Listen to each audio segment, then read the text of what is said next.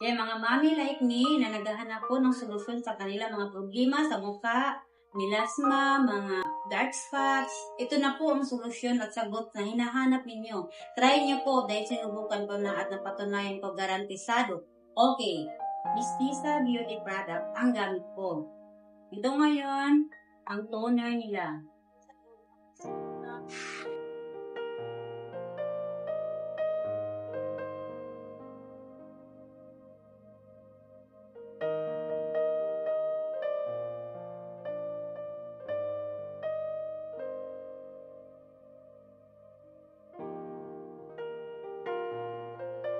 Ang Mistisa Sunscreen. Maganda po siya kahit malambot, saka malamig po sa mukha, malamig sa balat. Protection po to laban sa ating mga melasma, sa init ng araw,